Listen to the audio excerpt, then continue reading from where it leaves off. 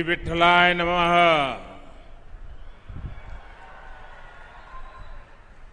नमो सद्गुरु तुक्या ज्ञान दीपा। नमो सद्गुरु सच्चिदानंद रूपा। नमो सद्गुरु भक्त कल्याण मूर्ति। नमो सद्गुरु भास्करा पूर्ण कीर्ति। मस्तक है पायावरी या वारकरी संताच्या।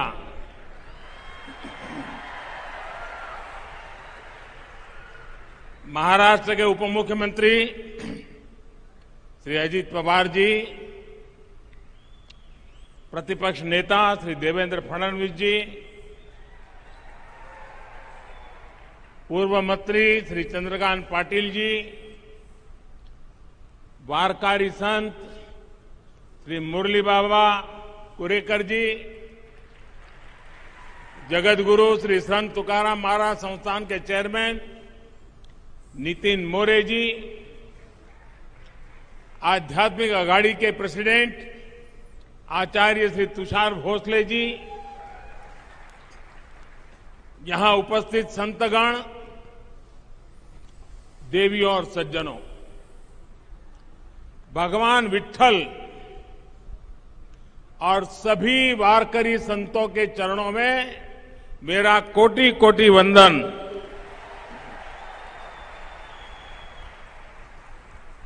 हमारे शास्त्रों में कहा गया है कि मनुष्य जन्म में सबसे दुर्लभ संतों का सत्संग है। संतों की कृपा अनुभूति हो गई तो ईश्वर की अनुभूति अपने आप हो जाती है। आज देहू की इस पवित्र तीर्थ भूमि पर मुझे यहां आने का सौभाग्य मिला और मैं भी यहां वही अनुभूति कर रहा हूं। देहू संत शिरोमणि जगतगुरु तुकाराम जी की जन्मस्थली भी है, कर्मस्थली भी है। धन्य देहू गांव पुण्य भूमि ठाव, तेथे नांदे देव पांडुरंग। धन्य क्षेत्रवासी लोकते देवाचे, उच्चारिती वाचे नाम घोष।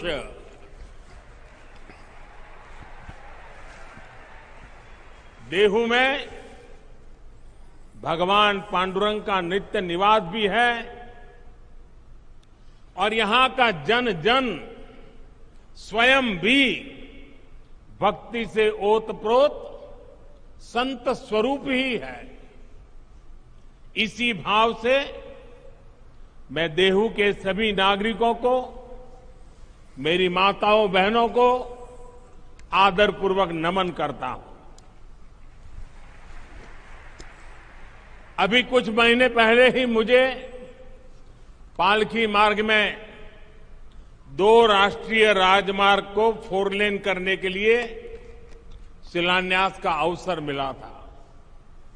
श्री संत ज्ञानेश्वर महाराज पालकी मार्ग का निर्माण 5 चरणों में होगा और संत तुकाराम महाराज पालकी मार्ग का निर्माण 3 चरणों में पूरा किया जाएगा।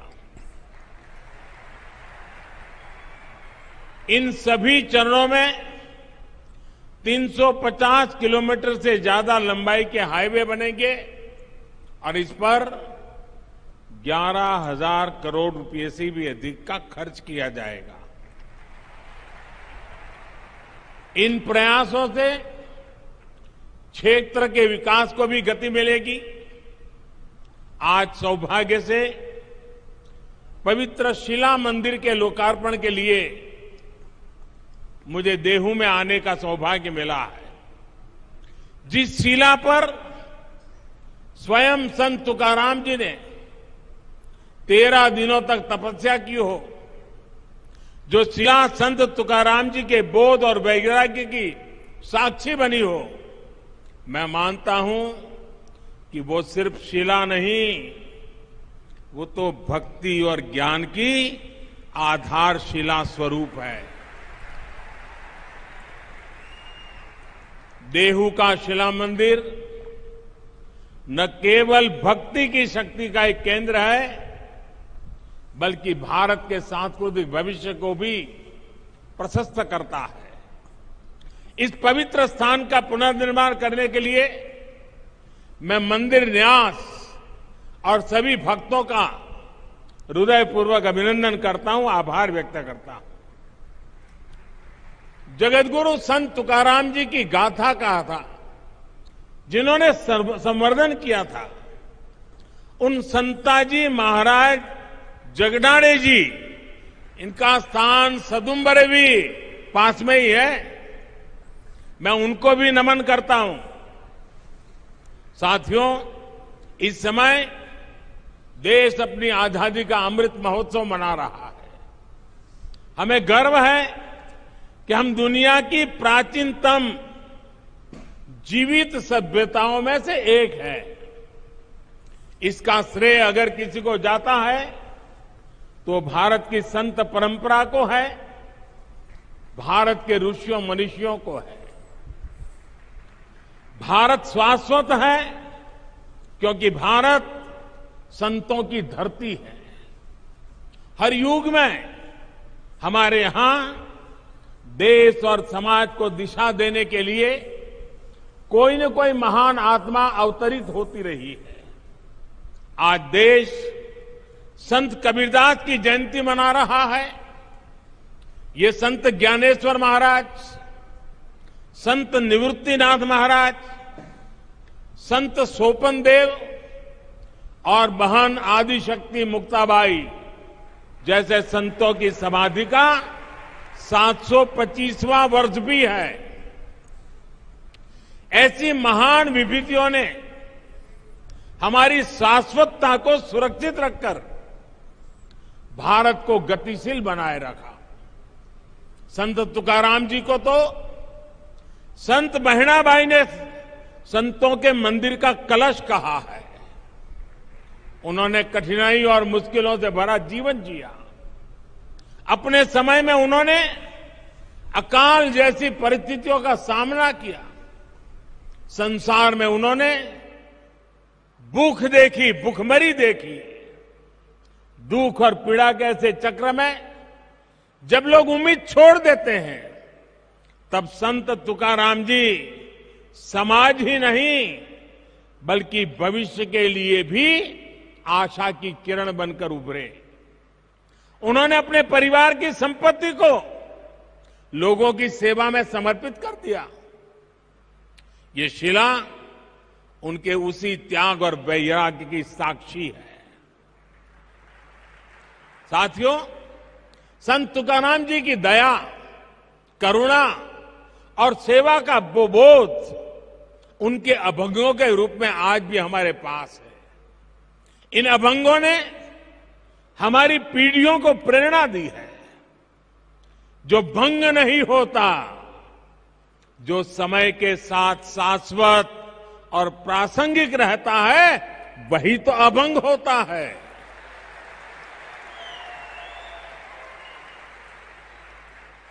आज भी देश जब अपने सांस्कृतिक मूल्यों के आधार पर आगे बढ़ रहा है, तो संत तुकाराम जी के अभंग हमें ऊर्जा दे रहे हैं, मार्ग दिखा रहे हैं।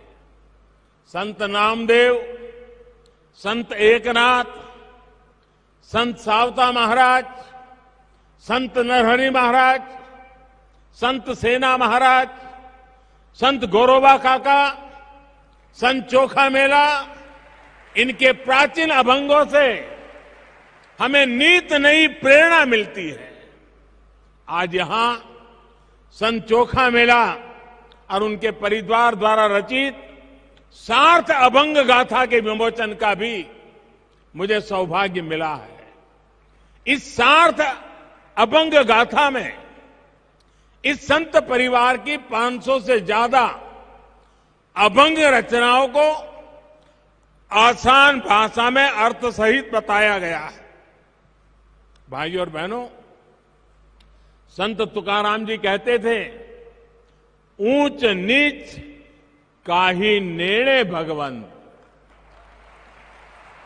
अर्थात समाज में ऊंच नीच का भेदभाव, मानव मानव के बीच फर्क करना, ये बहुत बड़ा पाप है। उनका ये उपदेश जितना जरूरी भगवत भक्ति के लिए है, उतना ही महत्वपूर्ण राष्ट्र भक्ति के लिए भी है, समाज भक्ति के लिए भी है। इसी संदेश के साथ हमारे वारकरी भाई बहन हर वर्ष पंढरपुर की यात्रा करते हैं। इसलिए आज देश सबका साथ, सबका विकास, सबका विश्वास, सबका प्रयास के मंत्र पर चल रहा है।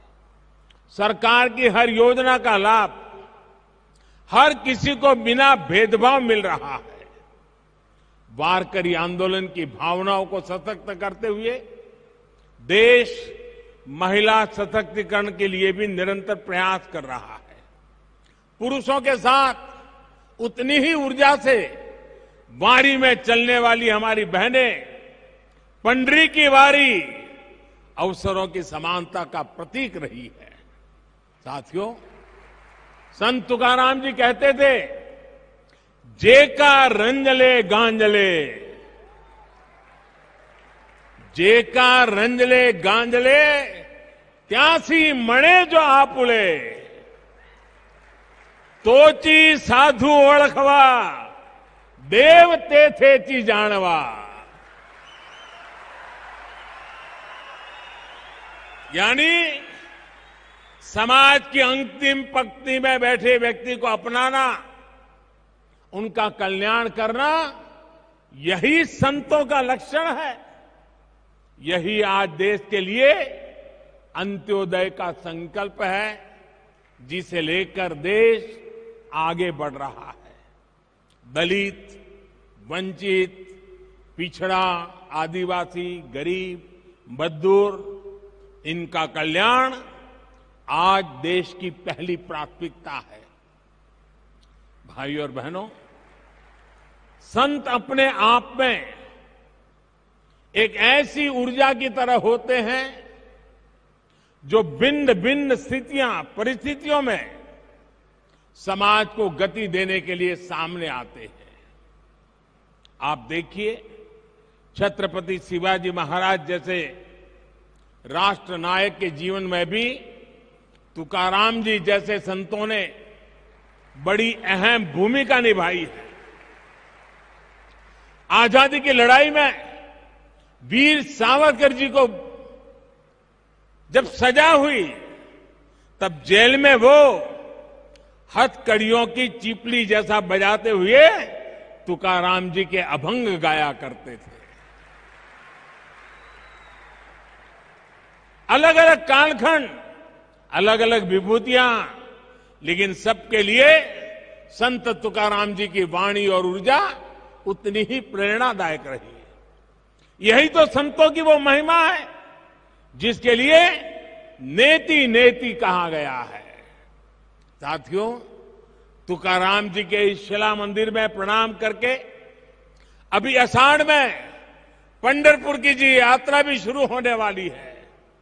चाहे महाराष्ट्र में पंढरपुर यात्रा हो या उड़ीसा में भगवान जगन्नाथ जी की यात्रा, चाहे मथुरा में व्रज की परिक्रमा हो या काशी में पंचकोशी परिक्रमा, चाहे चार धाम यात्रा हो या चाहे फिर अमरनाथ जी की यात्रा, ये यात्राएं हमारी सामाजिक और आध्यात्मिक गतिशीलता के लिए ऊर्जा स्रोत की तरह है।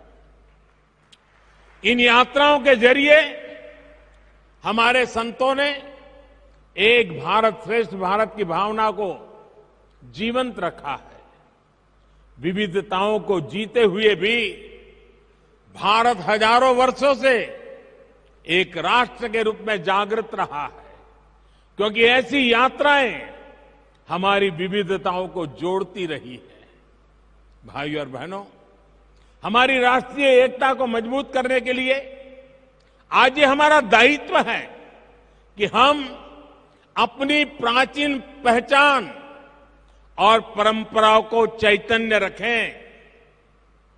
इसलिए आज जब आधुनिक टेक्नोलॉजी और इंफ्रास्ट्रक्चर भारत के विकास का पर्याय बन रहे हैं, तो हमें ये सुनिश्चित कर रहे हैं कि विकास और विरासत दोनों एक साथ साथ आगे बढ़े। आज पंढरपुर पालकी मार्ग का आधुनिकीकरण हो तो चार धाम यात्रा के लिए भी नए हाईवे बन रहे हैं। आज अयोध्या में भव्य राम मंदिर भी बन रहा है। काशी विश्वनाथ धाम परिसर भी अपने नए स्वरूप में उपस्थित है और सोमनाथ जी में भी विकास के बड़े काम किए गए हैं। पूरे देश में प्रसाद योजना के तहत तीर्थ स्थानों और पर्यटन स्थलों का विकास किया जा रहा है। महर्षि वाल्मीकि जी ने रामायण में भगवान राम से जुड़े जिन स्थलों का जिक्र किया है, रामायण सर्किट के रूप में उनका भी विकास किया जा रहा है। इन 8 वर्षों में बाबा साहब आंबेडकर के पंच तीर्थों का भी विकास हुआ है। चाहे महू में बाबा साहेब की जन्मस्थली का विकास हो, लंदन में जहां रखकर वो पढ़ा करते थे उस घर को स्मारक में बदलना हो, मुंबई में चैत्य भूमि का काम हो, नागपुर में दीक्षा भूमि को अंतर्राष्ट्रीय स्तर पर विकसित करने की बात हो, दिल्ली में महापरिनिर्वाण स्थल पर मेमोरियल का निर्माण हो, ये पंचतीर्थ नई पीढ़ी को बाबा साहब की स्मृतियों से निरंतर परिचित करा रही है। साथियों, संत तुकाराम जी कहते थे, असाध्यते साध्य करीता सायास, असाध्यते साध्य करीता सायास, कारण अभ्यास तुकामणे। अर्थात अगर सही दिशा में सबका प्रयास हो तो असंभव को भी प्राप्त करना संभव हो जाता है। आज आजादी के 75वें साल में देश ने 100% लक्ष्यों को पूरा करने का संकल्प लिया है। देश गरीबों के लिए जो योजनाएं चला रहा है, उन्हें बिजली, पानी, मकान और इलाज जैसी जीवन की जीने की मौलिक जरूरतों से जोड़ रहा है। हम उन्हें 100% लोगों तक पहुंचाना है। इसी तरह देश ने पर्यावरण, जल संरक्षण और नदियों को बचाने जैसे अभियान शुरू किए हैं। हमने स्वस्थ भारत का संकल्प लिया है। हमें इन संकल्पों को भी 100% पूरा करना है। इसके लिए सबके प्रयास की, सबकी भागीदारी की जरूरत है। हम सभी देश सेवा के इन दायित्वों को अपने आध्यात्मिक संकल्पों का हिस्सा बनाएंगे तो देश का उतना ही लाभ होगा। हम प्लास्टिक मुक्ति का संकल्प लेंगे, अपने आसपास झीलों, तालाबों को साफ रखने का संकल्प लेंगे तो पर्यावरण की रक्षा होगी। अमृत महोत्सव में देश ने हर जिले में 75 अमृत सरोवर बनाने का भी संकल्प लिया है। इन अमृत सरोवरों को आप सभी संतों का आशीर्वाद मिल जाए, उनके निर्माण में आपका सहयोग मिल जाए तो इस कार्य की गति और बढ़ जाएगी। देश इस समय प्राकृतिक खेती को भी मुहिम के रूप में आगे बढ़ा रहा है। ये प्रयास वारकरी संतों के आदर्शों से जुड़ा हुआ है। हम कैसे प्राकृतिक खेती को हर खेत तक ले जाएं, इसके लिए हमें मिलकर काम करना होगा। अगले कुछ दिन बाद अंतर्राष्ट्रीय योग दिवस भी आने वाला है। आज जिस योग की दुनिया में धूम है, वो हमारे संतों की ही तो देन है। मुझे विश्वास है आप सब योग दिवस को पूरे उत्साह से मनाएंगे और देश के प्रति इन कर्तव्यों का पालन करते हुए नए भारत के सपनों को पूरा करेंगे। इसी भाव के साथ मैं मेरी वाणी को विराम देता हूं और मुझे जो अवसर दिया, जो सम्मान दिया, इसलिए आप सबका सर झुका करके अभिनंदन करता हूं, धन्यवाद करता हूं। जय जय रामकृष्ण हरि, जय जय रामकृष्ण हरि, हर हर महादेव।